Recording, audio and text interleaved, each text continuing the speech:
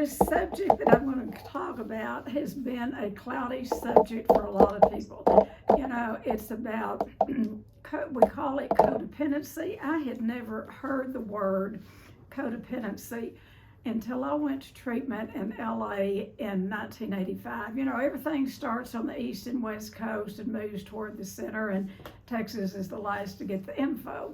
With the internet, I think it's a little better now. But anyway, when I got to treatment, everyone was co-ing someone. They'd say co-alcoholic or co-sex addict or co-this, co-that. And in the treatment center, they did talk about codependency. And so that was just the early, I'd never heard the words. And then came back home and actually put in shades in 88. And then there was a book came out called Facing Codependence. My friend, Dr. Ann Worth in Dallas, told me about her friend, Pia Melody, who was actually, she met when she was in treatment. Dr. Worth met her, and their stories are out there. I'm not breaking any confidentiality. But what Pia did is she went to treatment for her alcoholism, but she said that when she got there, she realized that there was so much more wrong with her than just her drinking, that she wasn't just a low bottom alcoholic. But she did have the disease of alcoholism, but they were not addressing anything beyond the substance abuse. And so she went back to the Meadows where she worked as an RN, and her husband was the director. He's since passed away, but he was the director. Well, her husband, Pat, had grown up. There are some people who grow up in healthy homes. And he grew up in a very healthy home, had healthy parents, had good guidance from his mother particularly, and he started talking. Well, Pia would interview Pat about what it was like to grow up in a healthy home. And because she hadn't, hers was, she came from a very dysfunctional home.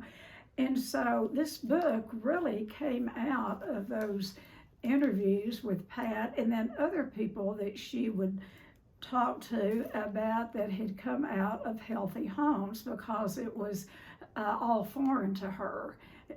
She didn't know what it would be like to grow up in a healthy home. So Pia is the one that gave us more of an explanation of how we get set up for codependency. And I know, you know, we start acting out codependency in our adult life, but it starts in childhood with I don't know of anyone that suffers from codependency that it didn't start in their childhood. And so I'm going to go over a little bit about what codependency is, and all of you that's on here know what it is. There's a lot of definitions for codependency, but it's, you know, simply getting your feelings outside yourself. You know, when we feel bad, we try to get our feelings from someone else. That's codependency, depending on someone else to make us feel good. Oh, there's my friend Nancy from San Francisco. Good to see you, Nancy, or see your name. And then another one this is a big one. Doing something for someone else that they should be doing for themselves. Now, there's a difference between being caring and being codependent.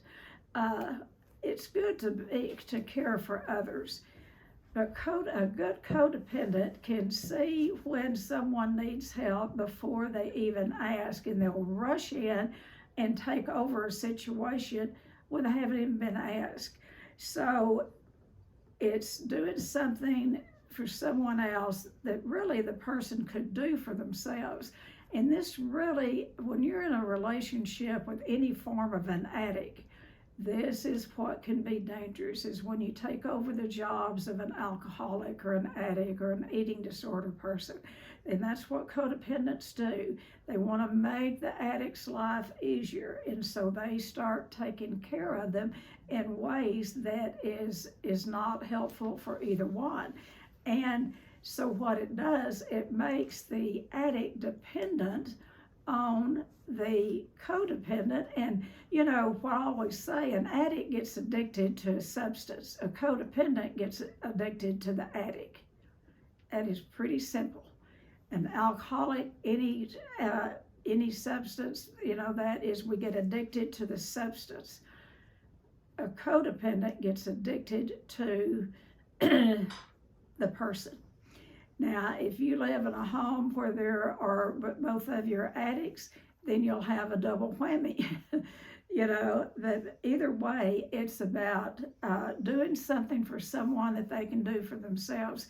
Even children, we can get so codependent on our children, on our parents, on our, you know, I mean, anyone. In the past, I could have got addicted to that, codependent to a tree. I mean, it didn't matter. I wanted to help them and take care of them. And so, you know, it's about letting children do what is age appropriate for them to do. When you rush in and take over their duties, like, you know, do their class, their homework, yes, it's okay to help kids with their homework, but when you get in there and do it or for them, or you you know, volunteer for everything at school just so you can be with your baby and where you can take pictures of your baby, you know, that is overdoing your parenthood. It's about back off and let children be children and let children make their mistakes. We've got Miss Jenny here, and she's got two darling twins, and she's expecting another little boy. And I know Jenny well enough because she's an educator plus a parent. I have a feeling that, and I haven't been around you, Jenny, but I have a feeling Jenny is a good parent, in that I think starts with her being a good teacher, because we have to allow children to do what is age appropriate for them to do. When we run in and take that away from them, we're saying, you don't have enough sense to do this, let mama do it, you know. And so if a 2-year-old can put on their shoes, let them. They may put them on the wrong feet, it doesn't matter. They will finally figure it out, you know.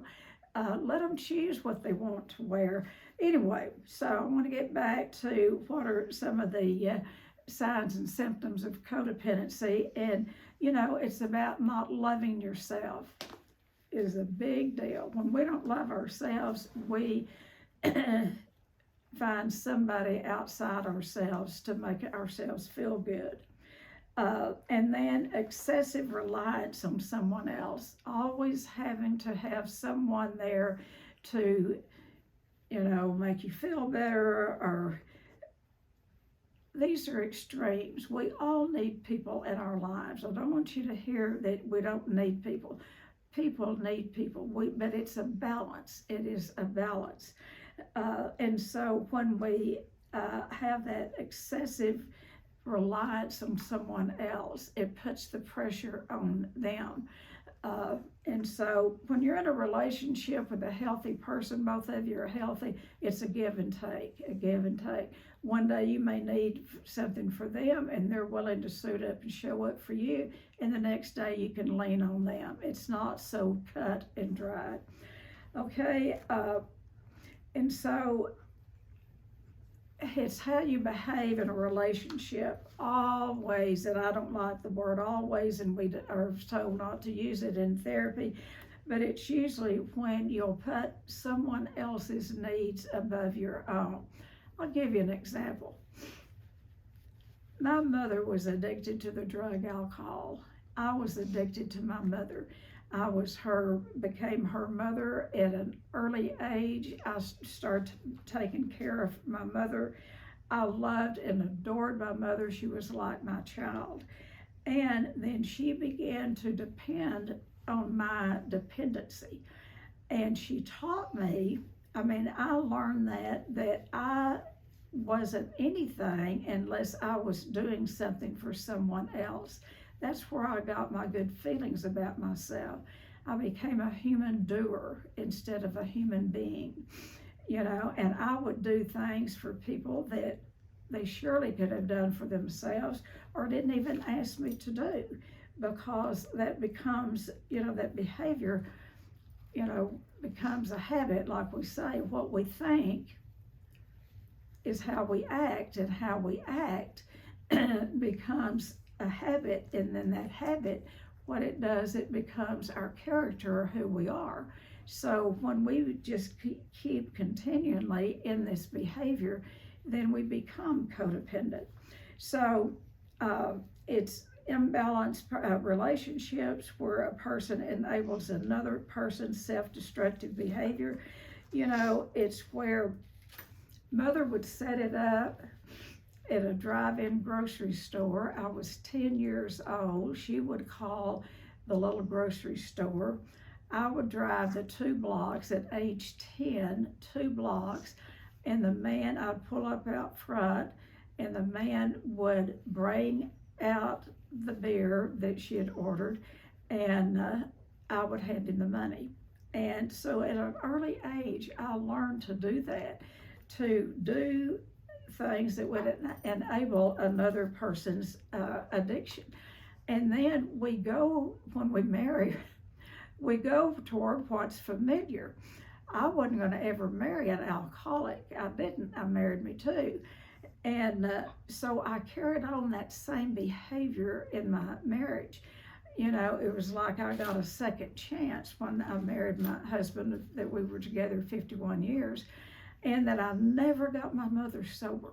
I never, of all the things I tried and the many treatment centers I put her in, I never could get her sober.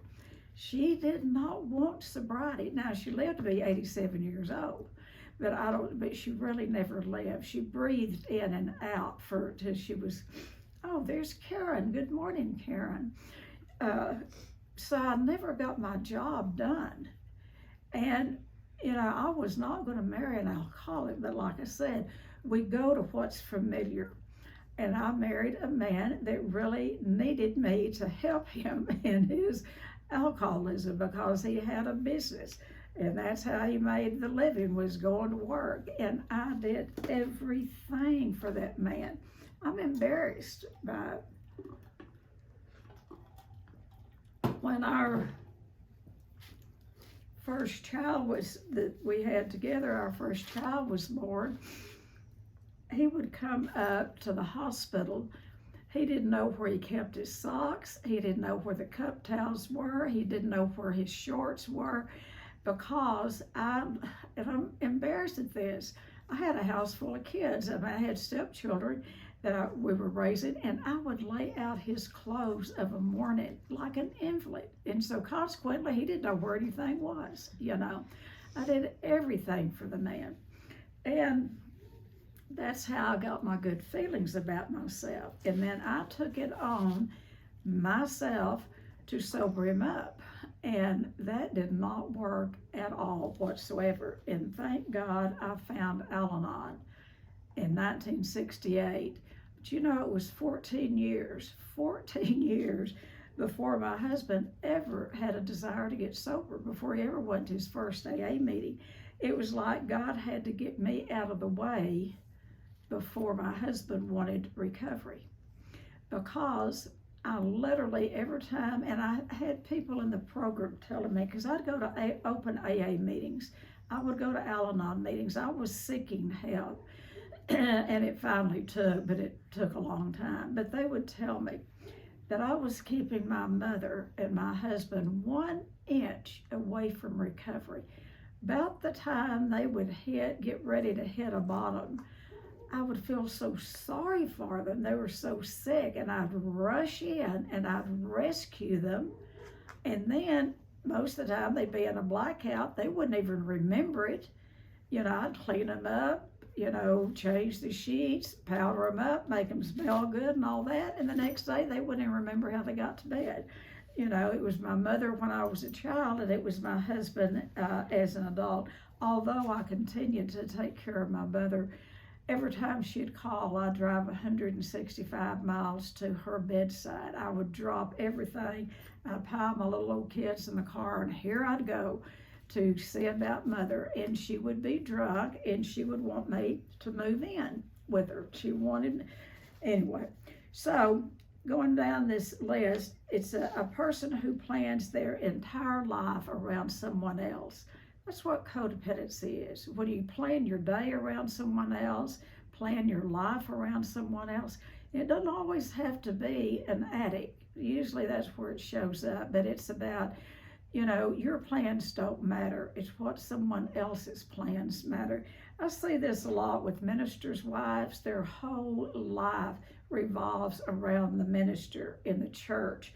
There's a lot of codependency in churches, and there's a lot put on ministers' wives that is, in my own personal opinion, is not their job to do. And they become so codependent on the church, and also codependent on their, helping the pastor, and where they a lot of times have no life of their own. They're not an individual. So another one is one person in relationships need the other person. Now I've already said this, and the other person needs to be needed. When you need to be needed, that spells codependency. When you get your good feelings about yourself outside yourself, that spells codependency. Now, it doesn't mean that we can do, that we can't do something nice for someone and feel good about it. But, when I was a young bride, I started taking myself to church when I was 8 years old, and I would notice that they would take food to people and all. So when I moved to Abilene, and I'm kind of embarrassed to even share this, but I was such a caretaker. Now keep in mind, I had a house full of kids, but I'd get the paper of a morning, and I would look, and if there's anyone on the south side of Abilene that had died, whether I knew them or not, I mean, we belonged to a church by then, but whether I knew these people or not, I would take them a casserole, or I'd bake a pie. Of course, I'd eat the first one and have to take another one, but anyway, but I would do that, and that's how I got my good feelings about myself, was doing for other people. And I would expect something in return, and that's the kicker. Codependence, we do all of these things, but then we want something in return, and that is love. And we have a string attached, codependents do, to what they do. There's a lot of people on this screen that I know personally do for other people. They are good sponsors. They, work in helping professions. That is their vocation. That is their job. Now, when we work with sponsors, we don't do that for free and for fun. You know that? We do that so we can buy ourselves another day of recovery.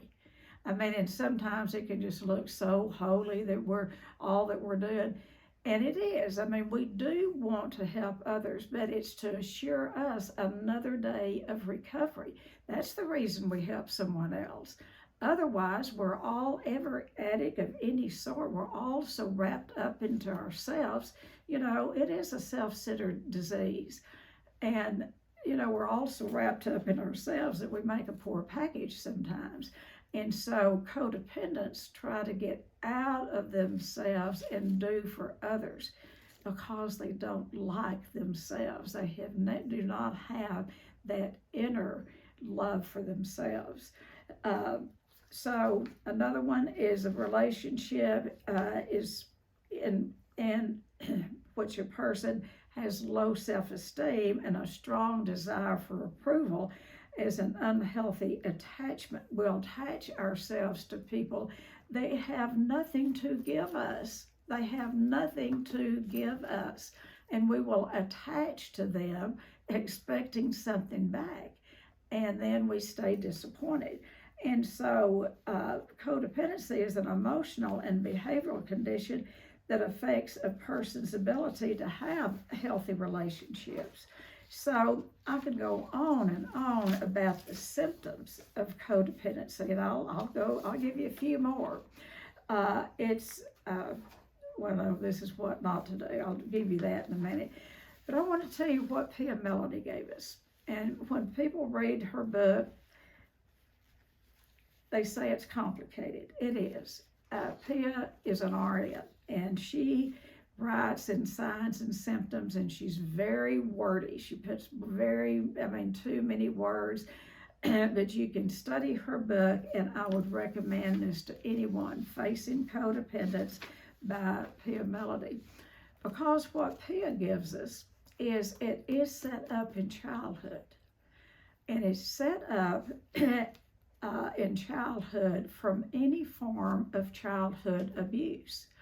And that childhood abuse is any form of sexual abuse, emotional abuse, intellectual abuse, physical abuse, and spiritual abuse, religious abuse.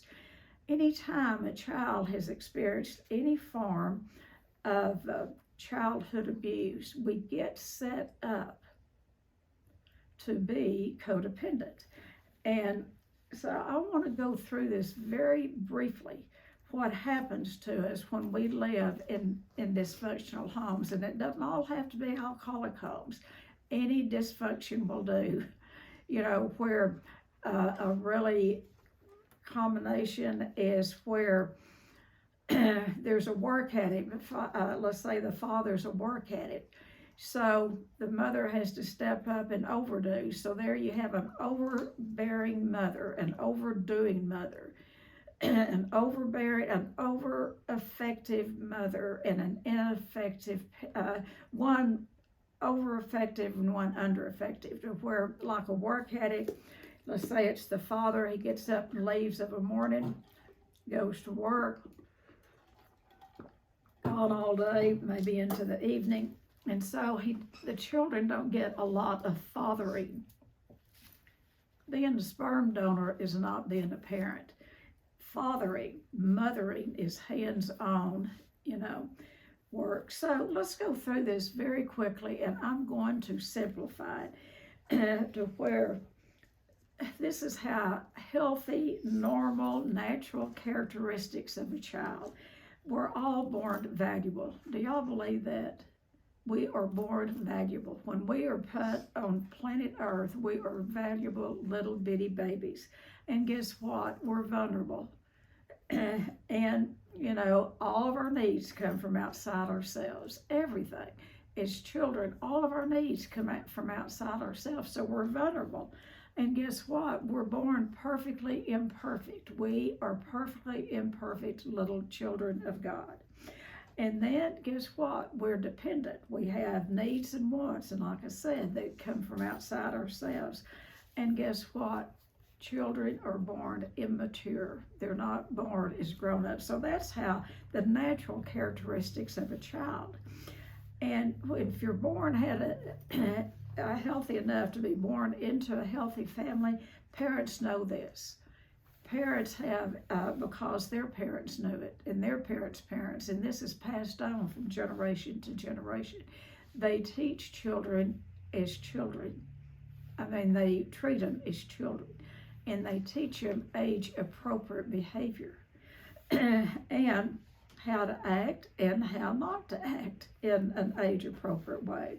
But if you are born in any kind of dysfunction, particularly alcoholism is a biggie, because you've got an absent parent when there is alcoholism or work addiction or eating disorders. When you have either parent, but particularly a mother, all into the food, they don't have, or I didn't have a whole lot of time for my kids. I spent a lot of time with my kids, but I was always hurrying where I could go hide and eat something, or hurrying and getting them in the bed so I could get my stash out of the trunk of the car. So anyway, Let's talk about these dysfunctional traits that kids pick up when they're born into dysfunction. They grow up feeling less than or better than, one or the other. And if you have more than one kid, you'll have one of them that feels less than and another one that is put up on a pedestal. And you'll have one, they'll either be real vulnerable and everything hurts their little sensitive feelings. They just take on everything. Or you'll have one invulnerable where nothing bothers the kid. They just put up a wall. And that's how we are. This is how we are as adults. This is how we have survived that childhood.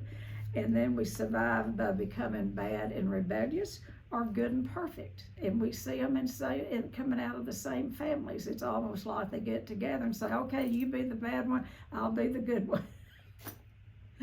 We see it all the time. And then we'll see one, they'll say, okay, I'll be the mascot, I'll be the joker of the family. And then there'll be one that says, I'm not going to do any of this, I'm just going to get lost. And they'll get lost in the family, and they get lost in school, they get lost just about in any environment that they wind up in.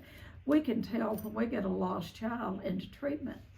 You know, when we have a bunch of clients, used to when I'd be over there all the time, and we'd do staffing on Thursday, and we'd be all through with staffing.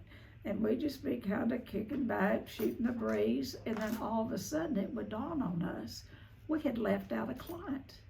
That would be the lost child. They get lost everywhere in every environment that they are in. Okay, so another one is codependence, where they cling to, you've seen these kids where they cling to their mothers, and a lot of times the mothers want them to cling to them, but they get too dependent then in their adult life, and then are anti-dependent where they're needless and wantless. This is in our adult life where we can do it ourselves, thank you very much.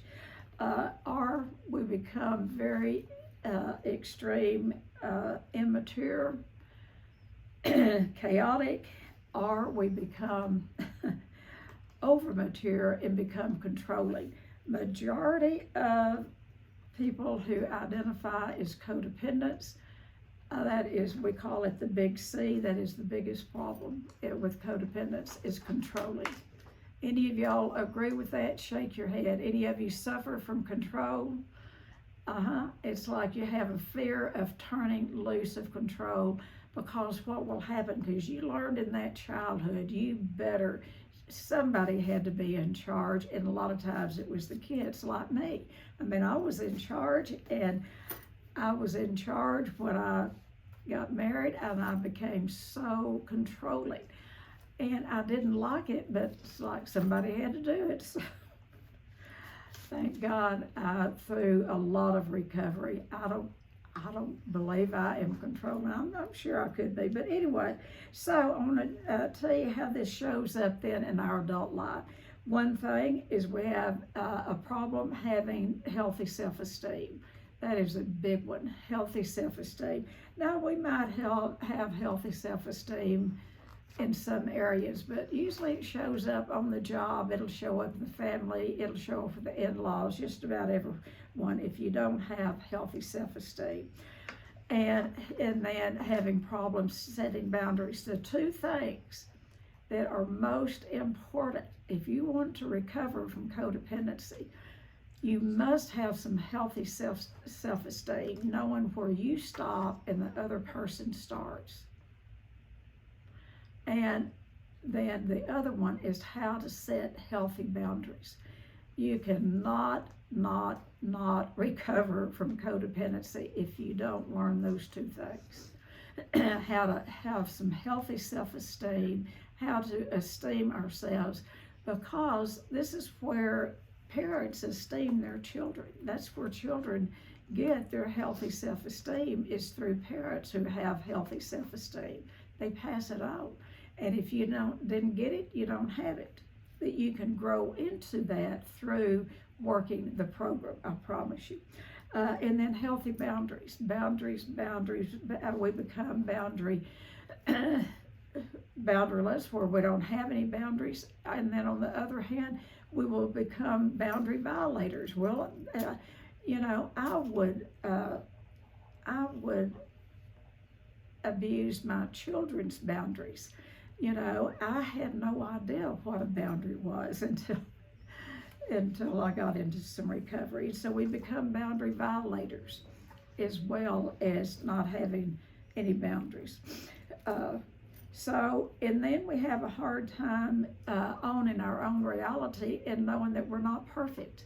There is a real deal with codependence. Somewhere along the line, we get to thinking that we have to do things perfect. And when we don't cut ourselves much slack. We just don't live in reality. And then we don't take care of our own adult needs and wants, because we're too busy taking care of everybody else's needs and wants. And then we will fail to take care of ourselves. I was thinking this morning, I got 100% of my self-esteem from my children, how they performed, how they looked.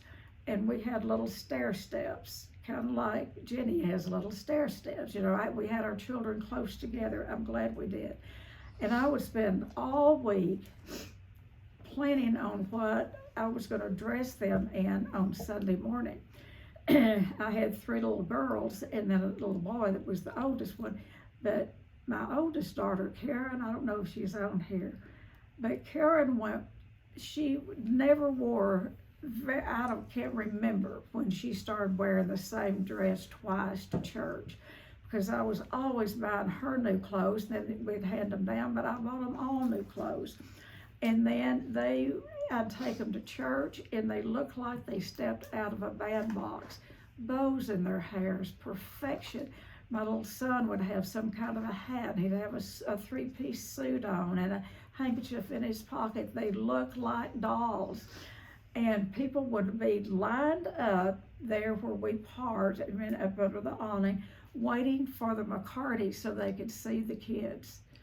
And I loved that. I loved it. That's what I lived for all week, was to get those compliments from my children. Now here I'd be over here weighing 270, 280 pounds. I had 2 old dresses that I could wear to church, and I'd had them cleaned so many times. They were slick. And I had a pair of old shoes that had the leather worn off of the heels. And so when I'd walk, I'd go click, click, click, click, and the taps were, anyway, they were worn out shoes and worn out clothes. But I'll tell you what, my kids look good. And I worked and strived for them to look good. And that's where I got all my good feelings about myself. Then I carried it into school, where I had high expectations for my kids. I stayed home and took care of my mother, and I did not go to school much. I stayed home and took care of her, and I vowed my kids would never miss a day of school. They had to be, running fever and really sick. They talk about how many times they would go to school feeling bad because I wouldn't let them stay home. Because I did not want that stigma with them that they missed school a lot. That was hard on me. In the 5th grade, I was a smart kid. When they did those IQ tests in Odessa, Texas, they called Mother and me into the office one day, and the superintendent was there, and of all the kids that had been tested in Ector County, I had the highest IQ. Now, why they would tell a kid that, I don't know. And they don't do that, I'm sure, not anymore. But I had a very high IQ. But I didn't go to school enough because I stayed home and took care of Mother. In the 5th grade, and I was driving myself in this old pickup to school every day, but in the 5th grade, and I would get all the mail. I got a letter, Mother got a letter from the school, and I read it, that they could not pass me to the 6th grade, and it wasn't by grades, it was lack of attendance. And I went up, drove myself up there, and I was this fat little girl, but I drove myself up there, and it was after school. I'd missed school that day, but I drove myself up there, went straight to the principal's office, had that letter. I was in the 5th grade, and I had so much shame about not being passed to the 6th grade. And so I talked to him about how my mother was sick, and I stayed home with my mother. And that man was very overweight. I don't know if he felt sorry for me or what, but anyway, I started crying, and I told him, that I had made up my work. I'd done the test, I passed the grades, but in the state of Texas, you have to go to school a number of days in order to pass. That man passed me. And had I not gone up there and in my own behalf, I would not have gone to the 6th grade. And that is not age appropriate activity for a child to do. That is not what kids need to do. And so in my own adult life then, it was hard for me to take care of myself. I would take care of everybody else. And then it was hard for me to see my own imperfections, to see that I had limits. I mean, I could do anything in my adult life. I could move furniture. That when I would be big pregnant, I took on every volunteer job you can imagine. I was Superwoman, and it was only to get my internal needs met, and they never did. It really never did.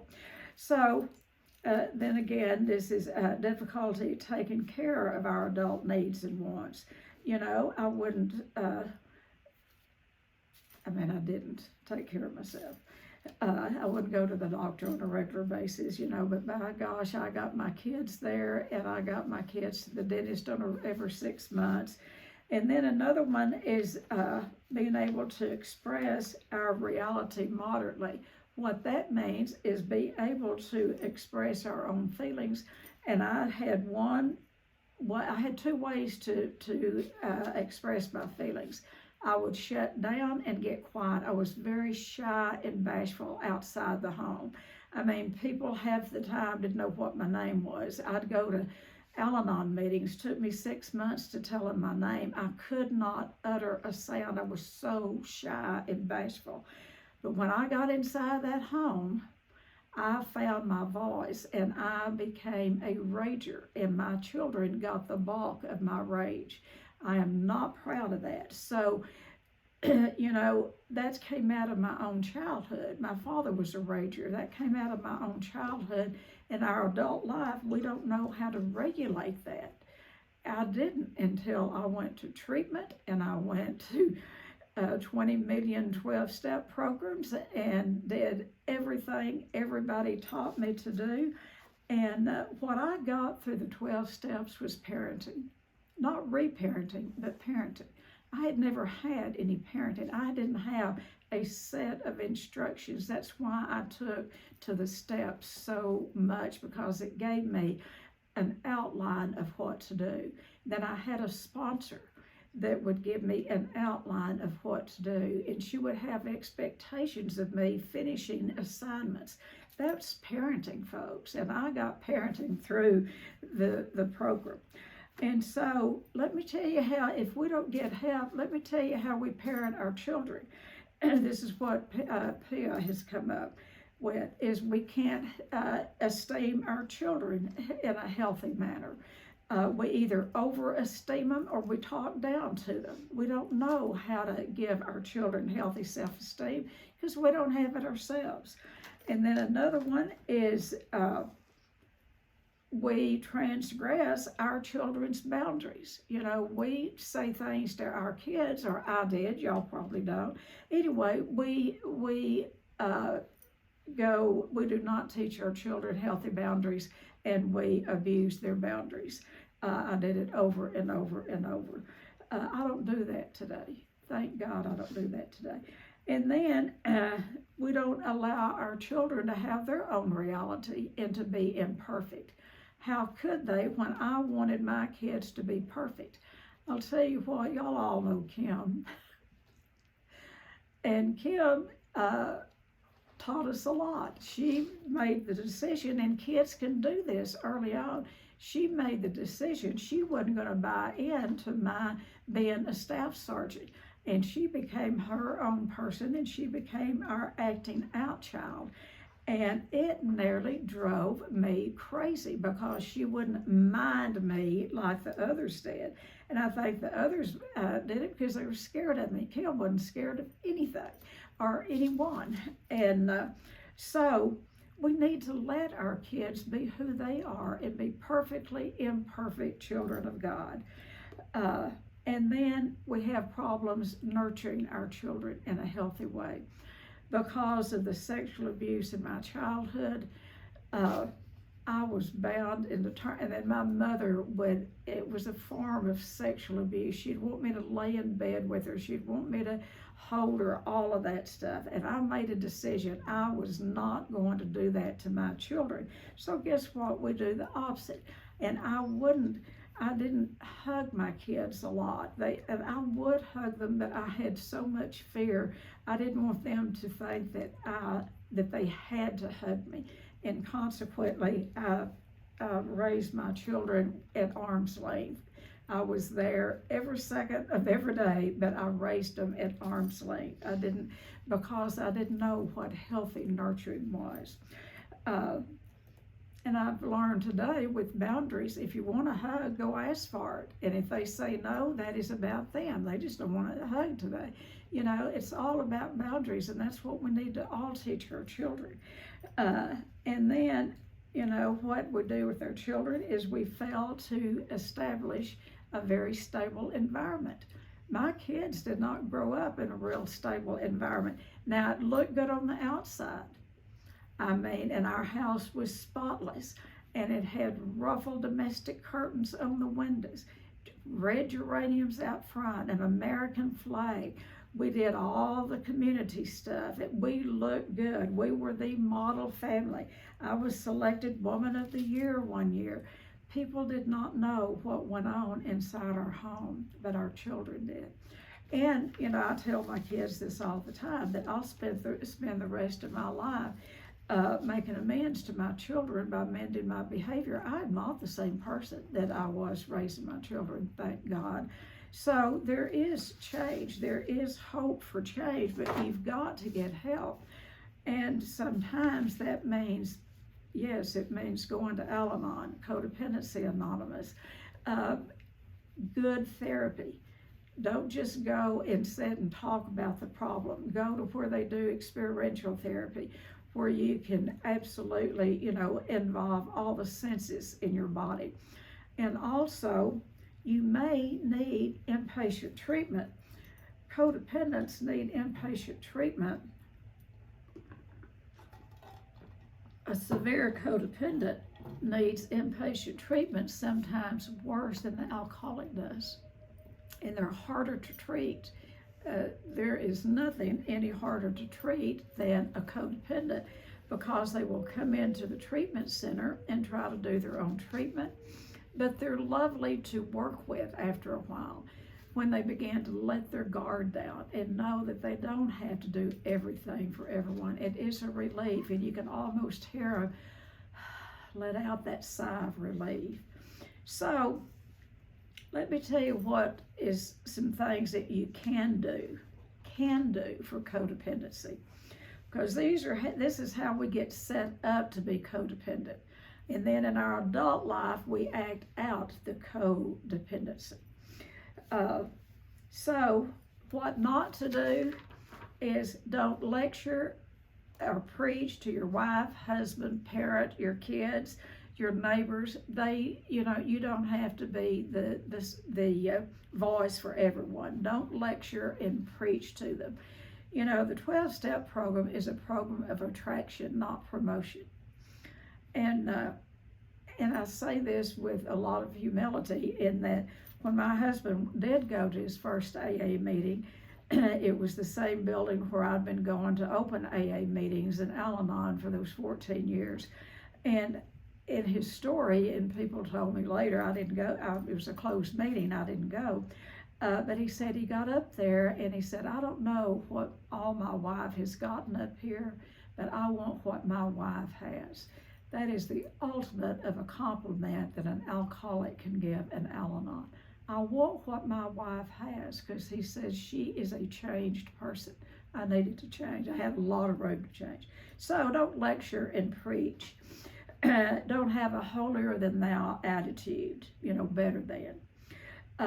Do not make threats you won't or can't carry out. Do not make threats. If you get drunk one more time, I'm leaving you. Make promises and keep them.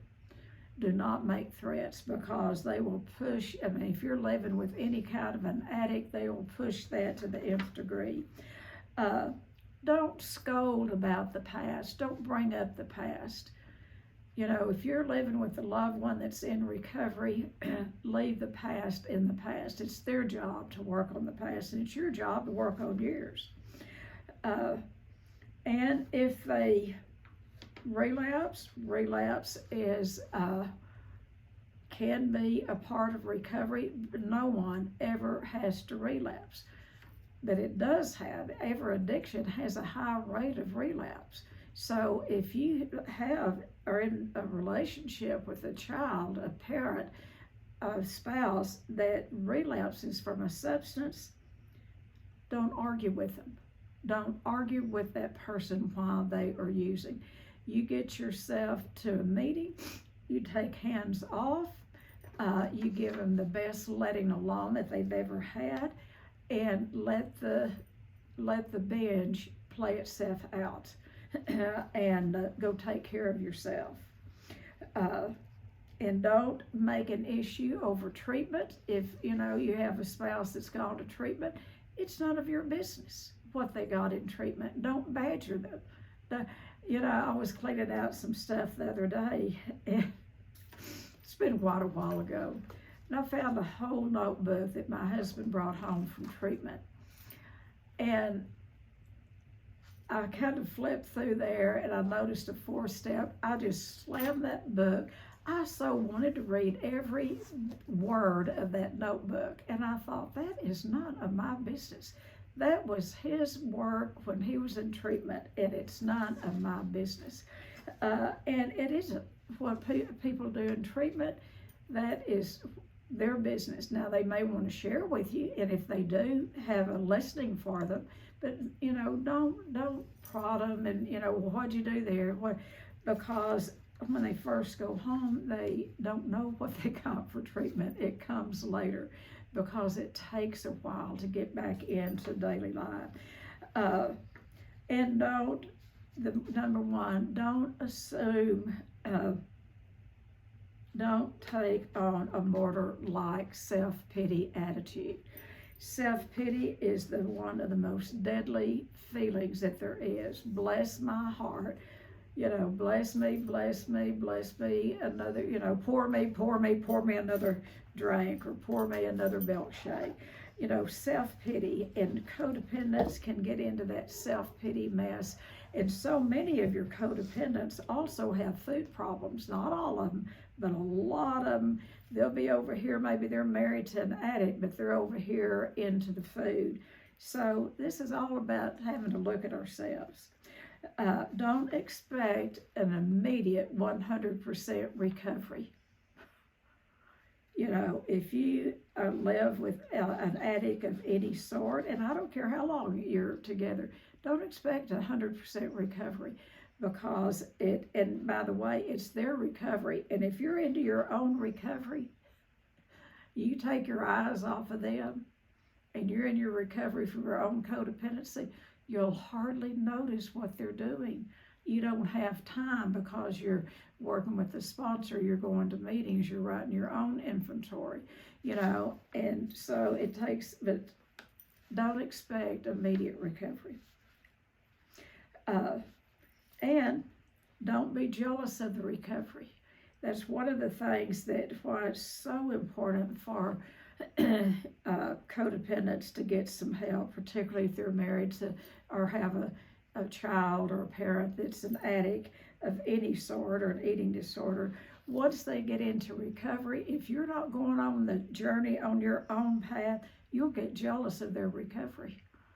you mark it down. You'll get jealous of the time that they're gone to meetings. You'll get jealous of the telephone calls in the middle of the night or any telephone calls. You'll get jealous of that they don't need you as much as they once did, and because that they will get, you will be two separate people. But if you are married, that coupleship will have a chance to begin to come together when you get the addiction out of the middle of it. So addicts, if you're married to an addict or you have a child that is an addict, get prepared. They have mood swings. And our mood swings go from one end to the other, and it can do that in the same 30 minutes, particularly in early recovery. And don't be a doormat to that. Don't lay down and be a doormat. You might do a confrontation, but give them a wide berth. Give them a good letting alone while they're into their mood swings, and don't try to protect them. Don't overprotect an addict, and don't push anyone but yourself. So here's some things to do, is do forgive. Forgiveness is not about forgetting. It's about being willing to give up the hurt. There's a lot of hurt when you're living with an addict. And even when you're living with an addict that is not drinking, but they're not going to a program, that is worse, because, they are what we call a dry drunk. They're not drinking, but their behavior is horrible. So do forgive. You may not be willing to forget everything, but be willing to give up the hurt. Learn what you can about the addiction, regardless of what it is, whether it's alcoholism, sex addiction, eating disorders. Educate yourself. Get yourself educated about the addiction that your family, your loved one has, because then you will better understand what they're going through. Unless you have the addiction yourself, there's no understanding personally, but you can educate yourself about it. And then develop an attitude to match the facts. Once you learn about addictions, treat an addict like you would someone with any other disease, and that is with dignity and respect. Dignity and respect. Because it is a disease. It's not a moral issue. It's not a sin. It's a disease. Talk to someone who understands. Get your own help. Talk to a counselor, or talk to an alcohol therapist. Talk to someone who can help you understand the addiction. And that goes for eating disorders too. Take a personal inventory of yourself. We can get just hateful and mean when we live with any sort of addiction. And we have to take our own inventory. Do be willing to go to treatment yourself. Go to a clinic, a treatment center, go to Al-Anon. Take care of yourself and learn about, because, like I said, when we marry someone, we pick them out across a crowded room, and it usually reminds us of one of our parents, or both of our parents' traits combined. We go toward what's familiar. So you might, if you really get bad in codependency, give yourself the favor of coming here and doing a 4-day, or going to inpatient treatment, or going to Al-Anon and all of that. Maintain a healthy atmosphere around the home.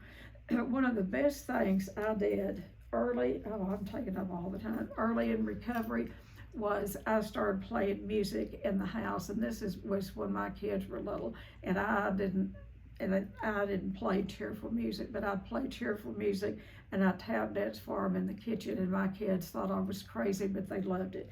All right, Encourage new interest. Find something that both of you can do together. Take a relapse very lightly. Don't get, if there is a relapse, don't get all balled up into it. Pass your knowledge on to others. This is what you'll do in Al-Anon. Be honest with yourself. This is a big one. Mind your own business. It's hard for codependents to mind their own business because we're busy minding everybody else's. Take care of yourself physically, mentally, emotionally. Do self-care. Try to relax and take it easy. You know, Tuesdays are Misty and I usually go out and we do errands, and I mean, it's usually a busy day, get nails done and all that. Well, it's cold here, and it was really cold and rainy yesterday. Misty's been having a hard time overworking and some travel and all, and I've been tired from working 2 weeks. So we ate lunch, and then I have 2 easy chairs here, and we sat down in these easy chairs. And about 2 o'clock, we were both sound asleep, and we slept till Karen and Kim came in at 5:30. We took a 3.5 hour nap. Give yourself that pleasure. Now, don't oversleep. Take it easy, but if you find yourself sleeping, wanting to sleep all the time, that could be depression. Play. Get outside or somewhere, find something that you enjoy doing. Play. Show that you want a way out of the misery.